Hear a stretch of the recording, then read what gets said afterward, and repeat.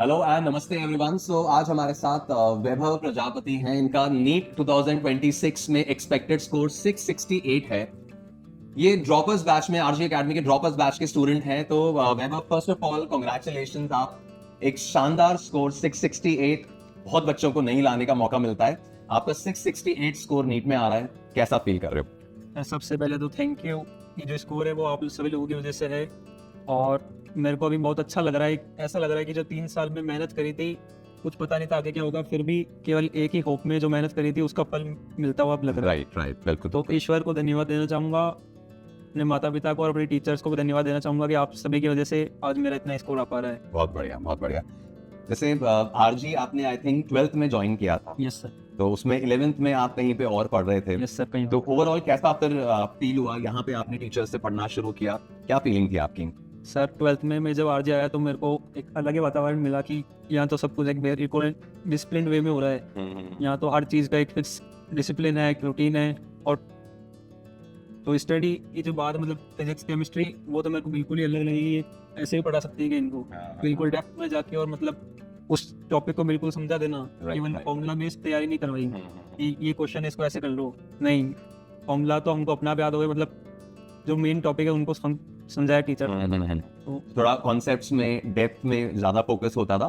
Basically formula based approach जो है, मतलब ये मैं बच्चों को भी यही मैसेज मेनली देना चाहूंगा कि नीट के लिए जो फॉर्मूला बेस्ड अप्रोच है ना, वो अब बहुत ज्यादा काम की नहीं है। स्पेसिफिकली अगर हम फिजिक्स के कॉन्टेक्स्ट में बात करें तो जो रिजल्ट ओरिएंटेड वर्किंग होती थी या जो फॉर्मूलाज के बेसिस पे वर्किंग होती थी, उसका एज सच अब नीट में रोल नहीं रह जाएगा। बच्चों को कॉन्सेप्चुअल डेप्थ में जाके अंडरस्टैंडिंग पे ही रिलाय करके अपनी प्रिपरेशन को आगे कैरी करना होगा। एंड ऑब्वियसली इनके एफर्ट्स से, इन्होंने इसी तरह की प्रिपरेशन में अपने एफर्ट्स अपने लगाए, डायरेक्शन बनाई और आज इस तरह का स्कोर अचीव कर पाए। बहुत बढ़िया। वैभव, जैसे इस साल नीट 2026 में अपन फिजिक्स सब्जेक्ट की बात करें तो 2025 में भी अपन देखें तो पेपर जो है वो थोड़ा डिफिकल्ट साइड पे ही था। 2026 में जब रीनीट हुआ तो भी पेपर थोड़ा डिफिकल्ट साइड पे आया।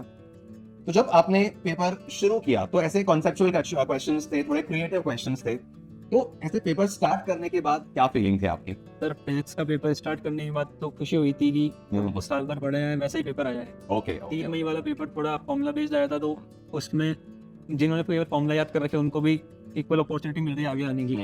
पर ऐसा पेपर देख के अंदर से बहुत खुशी हुई कि ऐसा पेपर हमको पढ़ना सिखाया है। साल भर जो टेस्ट 1 में ऐसी प्रैक्टिस कराई है, राइट राइट। पेपर देख के मतलब ऐसा लगा कि ये तो फेमिलियर पेपर है, इसको तो अपन पढ़ना आता है। बहुत ज्यादा ऐसे सरप्राइजिंग फीलिंग नहीं थी आप? सरप्राइजिंग फीलिंग नहीं थी बिल्कुल। और ऐसे कुछ क्वेश्चंस थे जो थोड़े लेंदी भी थे, है ना, कई बार 7-8 लाइन के भी क्वेश्चंस थे। तो उनको पढ़ते समय भी थोड़ा सा प्रेशर फील हो रहा था या नॉर्मल लग रहा था आपको? नहीं सर, प्रेशर फील नहीं हो रहा था क्योंकि गिरीश सर ने एक बात बोली थी, वो मेरे को याद है कि योगस्थः कुरु कर्मणि। मतलब किसी भी सिचुएशन में आप पहले खुद को स्थिर करो, उसके बाद उस सिचुएशन के बारे में सोचो। करेक्ट। ऐसा जब ऐसा क्वेश्चन देखा तो उसको देख के घबराया नहीं। उसको देख के मैंने शांत मन से, मतलब मैंने उसको पहली बार में छोड़ा कि कोई बात नहीं, लंबा है तो क्या हो गया, सबको लंबा लग रहा है, अगर अपने से अगली बार में होगा तो अपन करेंगे। Right right. कुल मिला के घबराया नहीं उस सवाल को देख के। तो अब जैसे जिस तरह का फिजिक्स का पेपर 2025 में आया था, जिस तरह का पेपर अब 26 में आया है, तो जो बच्चे अब 2027 नीट के लिए प्रिपेयर कर रहे हैं, फिजिक्स के पर्सपेक्टिव से उनको क्या गाइडेंस देना चाहोगे? सबसे पहले तो फिजिक्स में फॉर्मूला याद करने की कोशिश ही मत करो। आप जो मेन टॉपिक है, जो टीचर समझाता है, टॉपिक को समझने का प्रयास करो, फॉर्मूला अपने आप याद हो जाएगा। मैंने कभी अपनी तरफ से फॉर्मूला को याद करने की कोशिश नहीं करी, फॉर्मूला शीट बना के वो उससे कोई बेनिफिट होता भी नहीं है ऐसे पेपर के अंदर। Right right right. आप जो टॉपिक है उसकी डेप्थ में जो टीचर समझा रहे हैं उसको समझो, फॉर्मूला तो अपने आप याद होते हैं। और प्रैक्टिस का किस तरह का रोल अपन माने, किस लेवल के क्वेश्चन बच्चों को करने चाहिए आपके हिसाब से? सर मेरे हिसाब से जो कोचिंग के मॉड्यूल्स हैं उनके अलावा जेई मेंस के तो हमको रेफर करे तो उसका बहुत फायदा मिला, तो वो तो करनी ही चाहिए। जेईई मेन की पीवाईक्यूज आपने किए थे सारे? हाँ, जेई मेंस के करे थे। Okay okay okay, right. ऐसी अगर अपन केमिस्ट्री के कॉन्टेक्स्ट में बात करें तो केमिस्ट्री भी आई थिंक 2024 या उससे पहले जिस तरह की केमिस्ट्री आती थी उससे तो थोड़ा सा बेटर साइड पे पेपर था। तो केमिस्ट्री के इस पेपर को फिर आपने कैसे हैंडल किया? मुझे फिजिकल, ऑर्गेनिक, इनऑर्गेनिक तीनों का थोड़ा सा मुझे ब्रीफ में बताओ। सर केमिस्ट्री का पेपर इस बार बिल्कुल हार्ड तो नहीं बोल सकते, पर एक अलग पेपर था, इसलिए उसको थोड़ा ऐसे अच्छा पेपर बोल रहे हैं। अलग था मतलब कि फिजिकल केमिस्ट्री में कैलकुलेशन तो थी, पर उसको स्मार्टली मैनेज करना था। हाँ। ऐसे नहीं कि डायरेक्ट 2 into 2 वो वाली कैलकुलेशन नहीं थी। Right right right. तो स्मार्टली अप्रोक्सीमेशन लेके उस प्रकार से करने की नीड थी। और अगर आपने फिजिकल केमिस्ट्री नोट्स में ढंग से समझ रखी तो आपसे हो जाएगी आराम से। तो आपने मतलब जिस तरह के कैलकुलेशन बेस्ड क्वेश्चंस थे उस तरह की प्रिपरेशन थी आपकी पहले से? यह सब प्रिपरेशन पूरे साल भर करवाई थी, इसलिए हमको फायदा मिला। राइट। और जैसे इनऑर्गेनिक की अपन बात करें, इनऑर्गेनिक कैसी रही इस साल? सर इनऑर्गेनिक में कॉन्सेप्चुअल क्वेश्चन जो थ्योरी वाले हैं, मतलब हर बार तो ऑब्जर्वेशन आती थी कि कलर क्या होगा, वो क्या होगा, पर इस बार जो बीच की चीज़ है, मेन थ्योरी की जो चीज़ है वो आई। ओके तो उन क्वेश्चंस को कैसे क्रैक कर पाएंगे? हमको एनसीईआरटी तो सर ने पढ़ाई थी, और एनसीईआरटी सर ने बोला था कि पढ़ो भी सरी, तो मैंने बहुत बार एनसीईआरटी पढ़ी थी, तो उसका बहुत फायदा मिला। इनऑर्गेनिक में एनसीईआरटी बेस्ड रहने का आपको बहुत एडवांटेज मिला? इनऑर्गेनिक और ऑर्गेनिक दोनों में ही आपको में एनसीईआरटी बेस्ड पढ़ने का बहुत फायदा मिला। ओके तो वैभव,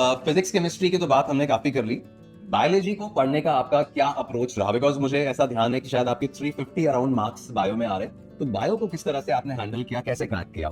सर बायो सबसे पहले जो टीचर क्लास में पढ़ा रहा है, बहुत बच्चे क्या करते हैं कि उस टाइम बातें करते रहते हैं कि ये तो एनसीईआरटी पढ़ लेंगे, वो बिल्कुल नहीं करना है। मेरे साथ तो क्या होता था कि जब मैंने क्लास ढंग से अटेंड कर लिया तो मेरे को आधी से ज्यादा चीज तो वहीं पे याद हो जाती थी। टीचर ने क्या बोला है वो समझना जरूरी है। करेक्ट। इस टॉपिक में टीचर ने अपनी तरफ से क्या बोला, उसके बाद मैंने मेनली फोकस तो एनसीईआरटी पे करा था, क्योंकि कुछ सालों से पेपर एनसीईआरटी बेस्ड ही आ रहा है, तो उस पर फोकस करा एनसीईआरटी पे। तो ऐसे बच्चे कई बार ड्रॉप ईयर में स्पेशली बच्चों को लगता है कि फिजिक्स केमिस्ट्री पे ज्यादा ध्यान दे लो, बायो तो हो जाएगी बाद में, क्या ये अप्रोच करेक्ट होती है? सर ये बिल्कुल करेक्ट अप्रोच नहीं है। ये तो बच्चे करते हैं कि फिजिक्स केमिस्ट्री क्लास में पढ़ने की कोशिश करते हैं ढंग से, पर बायो क्लास में कोशिश भी नहीं करते। टीचर आया और इधर उधर बातें करना शुरू हो जाते हैं, नोट्स नहीं बनाते हैं, ये सोचते हैं कि तो एनसीईआरटी पढ़ लेंगे, पर वो तब है जब आपने नोट्स बना के पहली बार समझ लिया ढंग से, करेक्ट। उसके बाद एनसीईआरटी का रोल है। जैसे आई थिंक आरजी पे आपके बैच में जो भी टीचर्स पढ़ा रहे थे वो मोस्टली आईआईटीएंस एनआईटीएंस है ना, मोस्टली ऐसे टीचर्स हैं जो जेईई एडवांस के लिए भी बच्चों को काफी साल से ट्रेन कर रहे हैं। तो जब आईआईटीएंस एनआईटीएंस फैकल्टी से आप पढ़े तो उनके अप्रोच में, उनके पढ़ाने में ऐसा क्या डिफरेंस आपको फील हुआ? मैं क्यों पूछ रहा हूँ क्वेश्चन, बिकॉज 11th में कहीं और आप पढ़े थे, फिर आप एक ऐसी टीम के साथ जुड़े जो जेईई के लिए भी बच्चों को ट्रेन करती है, खुद आईआईटी और एनआईटी से पास आउट है, तो क्या डिफरेंस आपने फील किया उन टीचर्स से पढ़ के? फिजिक्स में भी केमिस्ट्री में भी क्या डिफरेंस आपको लगा?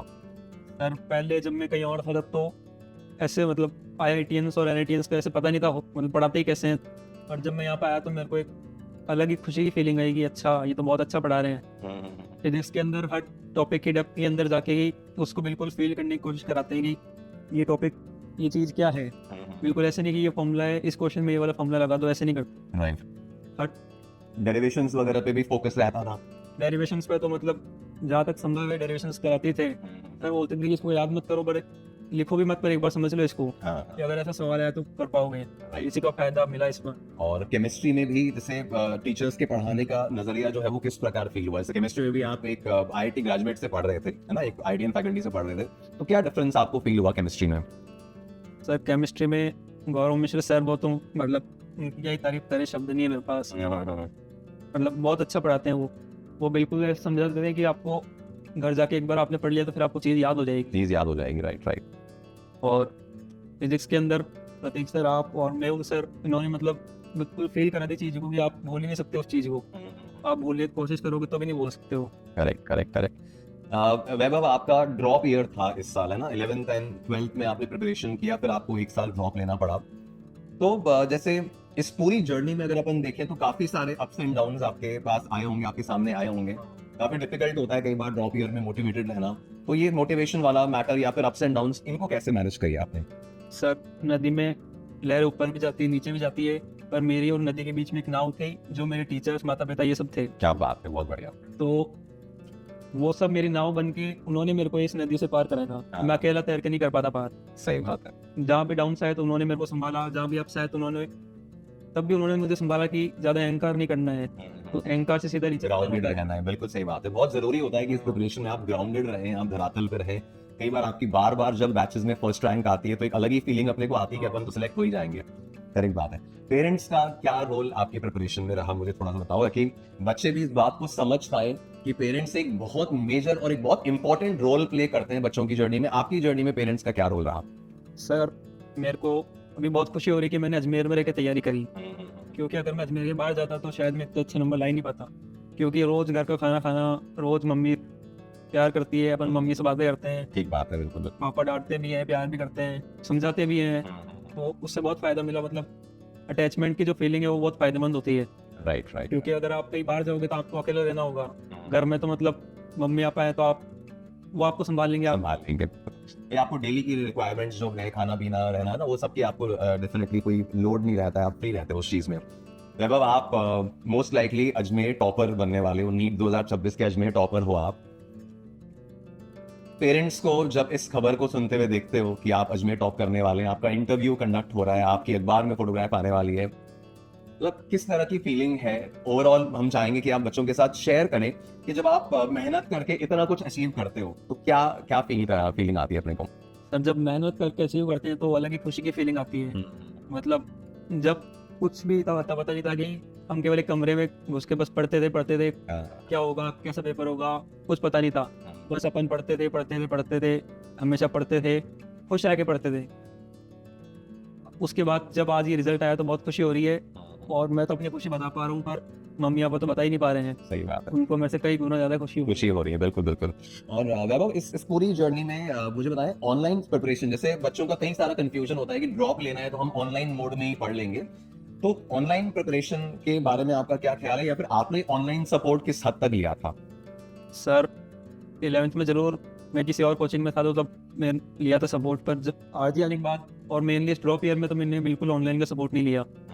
शुरू में जब नीट 2025 के बाद मेरे को बहुत बुरा लग रहा था, मतलब क्लास आने के लिए भी मेरे को मन नहीं कर रहा था क्लास में आने का, तो मेरे मम्मी पापा ने समझाया था मेरे को कि कोचिंग जाओ। तब मैं उस टाइम मेरे को घुटन होती थी कि मैं क्यों आ रहा हूँ। आपका नीट 2025 में कितना स्कोर था? उस टाइम 520 था। 520 था दोस्तों, 520 स्कोर 2025 में और 668 इन 2026। इट्स अ कमेंडेबल अचीवमेंट जो एक साल में वैभव ने अचीव किया है। यस, जैसे हमने बताया कि 11th में एक सर्टेन इंस्टीट्यूट में पढ़े, 12th में आने के बाद फिर खुद को संभाला, ड्रॉप ईयर में दोबारा से मेहनत करी और ऑनलाइन सपोर्ट को बहुत ज्यादा यूज में नहीं लिया, अननेसेसरी डिस्ट्रैक्शंस में नहीं पड़े, और आज रिजल्ट आपके सामने। आपका स्क्रीन टाइम अगर अपन वैभव देखें तो कितना स्क्रीन टाइम यूट्यूब में या इंस्टाग्राम पे या फेसबुक वगैरह में कितना स्क्रीन टाइम आपका हो जाता था? सर 0 तो बिल्कुल भी नहीं था, और बाकी सोशल मीडिया तो मैं बिल्कुल यूज नहीं करता था। व्हाट्सएप मीडिया यूज करते ही नहीं? व्हाट्सएप यूट्यूब के अलावा जैसे इंस्टाग्राम फेसबुक ये सब यूज नहीं करता। ये आपका अकाउंट है ही नहीं उसके ऊपर? उसके ऊपर हाँ, अभी तक तो नहीं। अब बच्चों, आप मान के चलिए, अगर आप जेई या नीट के लिए प्रिपेयर कर रहे हो तो इस चीज को बिल्कुल मन में बिठा लीजिए कि ये जेई नीट की प्रिपरेशन और ये इंस्टाग्राम फेसबुक ये एक साथ एग्जिस्ट नहीं कर सकते हैं। तो जब तक आप ये सोशल मीडिया से, देखिए आप कंस्ट्रक्टिव वीडियोस वगैरह देख रहे हैं वहां तक तो ठीक है, पर अगर आप इंस्टाग्राम फेसबुक पे अपना टाइम स्पेंड कर रहे हैं तो वो अननेसेसरीली आपका फोकस और कंसंट्रेशन किल करता है, और वो डेफिनेटली रिकमेंडेड नहीं है अगर आप नीट और जेई के सीरियस एस्पिरेंट हैं। राइट वैभव, जो नीट 2027 के लिए बच्चे टारगेट कर रहे हैं उनको फाइनल आप क्या एडवाइस देना चाहोगे? प्रिपरेशन में किस तरह से वो आगे प्रोग्रेस करें, उनके लिए क्या एडवाइस?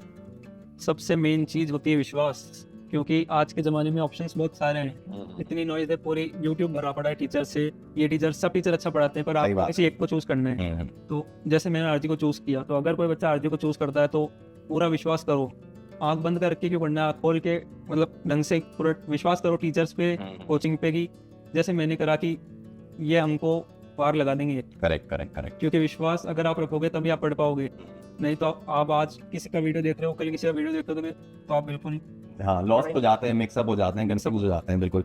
और प्रिपरेशन के मेथड में लाइक पढ़ने के तौर तरीकों में कुछ आप एडवाइस देना चाहेंगे? फिजिक्स केमिस्ट्री को पढ़ने के तरीकों में कुछ बताएं। सर सबसे पहले फिजिक्स की इतनी बातें हो रही हैं तो फिजिक्स पढ़ने के लिए आप फॉर्मूला याद करने की कोशिश करो ही मत, तो आपको अपने आप याद होंगे जब आप पूरी डेप्थ समझ लोगे इस कॉन्सेप्ट की। डेप्थ समझने का मतलब आपका क्या है एग्जैक्टली? सर डेप्थ समझने का मतलब कि ये चीज होती है, ये ऊपर से नीचे तक आपको पूरा पता है कि ये चीज क्या है, क्यों है, कैसे है। ओके, तो आपको बेसिक से पूरी क्लैरिटी है उस टॉपिक के बारे में, तो फिर आपको याद करने की रिक्वायरमेंट ही नहीं आती। हमको पूरा बेसिक से लेके पूरा ऊपर तक पढ़ाया था। तो अगर क्वेश्चन जैसे नीट में पहले आते थे कि बिल्कुल बॉटम से रिजल्ट से क्वेश्चन आ रहे थे उसको कर लेते थे। राइट। पर अगर क्वेश्चन बिल्कुल ऊपर से बीच से या स्पेस आया तो उसको बच्चे नहीं कर पाए, जैसे इस बार भी नहीं कर पाए। ओके। वैभव, आपकी इस पूरी प्रिपरेशन में कौन से मेंटर्स का आप खास रोल मानते हैं और किन टीचर्स को आप धन्यवाद देना चाहेंगे? सर धन्यवाद उन सभी टीचर्स को जिन्होंने मेरे को पढ़ाया, जिनकी वजह से आज मैं इतने अच्छे नंबर ला पा रहा हूँ। तो फिजिक्स के अंदर गिरीश जैन सर, प्रतीक सर, मेहुल सर, आपने मेरे फिजिक्स को मतलब अलग ही बना दिया कि मैं ऐसा पेपर देख के भी खुश हुआ, तो ये कोई छोटी बात नहीं है। जी बिल्कुल। और केमिस्ट्री का पेपर भी सब लोग बोल रहे हैं कि 10 साल में पहली बार इतना हार्ड आया है, उसको देख के मेरे को डर नहीं लगा। उसका पूरा श्रेय Gaurav Mishra sir Sandeep Jain sir, Shashi Shekhar sir जो भी आरजी में नहीं है उनको मैं देना चाहूँगा। बिल्कुल बिल्कुल। और बायोलॉजी इसमें मेरे 350 आ रहे हैं। सब बोल रहे हैं कि आसान पेपर था, इसमें 360 भी आ सकते हैं, पर आसान पेपर में ही छोटी मोटी गलतियाँ जल्दी हो होती जाती है मिस्टेक, सही बात है। तो बायो में जो भी मेरे नंबर आ रहे हैं वो अभिषेक सर, मित्तल सर, इन्होंने जो मेरे को समझाया पढ़ने के तरीके से, कई इनकी वजह से हैं। ओके, इन सभी को मैं बहुत बहुत धन्यवाद देना चाहता हूँ। ईश्वर के बाद, माता पिता के बाद आप लोग ही है जिनकी वजह से मैं इतने अच्छे नंबर ला पा रहा हूँ। करेक्ट करेक्ट, बहुत बढ़िया लगा। तो एक बार स्टूडेंट्स को आप एड्रेस करते हुए एक फाइनल एडवाइस उनको दो कि उनके लिए 2027 एक बहुत सक्सेसफुल ईयर बन के आए, उसके लिए आप उनको क्या फाइनल पॉइंट कहना चाहोगे? मैं तो ये कहना चाहूँगा कि अगर आप ढंग से तैयारी करना चाहते हैं तो आरजी एकेडमी मेरी नज़र में तो अजमेर में सबसे बेस्ट है। यहाँ पर आइए, टीचर पे विश्वास रखिए, आरजी एकेडमी पे विश्वास रखिए। यहाँ का एनवायरनमेंट आप खुद ही आके देखिए, बहुत ही अलग है। डिसिप्लिन बिल्कुल बहुत अच्छा एनवायरनमेंट है, तो आपको मज़ा आएगा पढ़ने का। सिलेक्शन नहीं होना हो तो अलग बात है, पर आपको खुशी होगी कि मैंने ढंग से पढ़ाई करी पूरे साल भर। और लास्ट में एक बात बोलूँगा, एम्स और IIT जाना है तो आरजी एकेडमी आना है। आरजी है तो संभव है। Congratulations Vaibhav, so thank you. हम चाहेंगे कि बहुत सारे बच्चे अजमेर के और बाहर के आपसे इंस्पायर हों, आपकी स्टोरी को समझें। हम एक डिटेल वीडियो भी आपके साथ करना चाहेंगे। अभी तुमने शॉर्ट में आपसे एक डिस्कशन किया, एक डिटेल वीडियो में चाहेंगे कि आपने पूरी जर्नी एक्सप्लेन करें, बिकॉज मैंने बहुत क्लोजली आपकी जर्नी देखी है, काफी सारे अप्स एंड डाउन्स आपकी जर्नी में रहे हैं, तो उन सारे पॉइंट से भी काफी सारे बच्चों को इंस्पिरेशन मिलेगी। So congratulations once again, God bless you, thank you sir.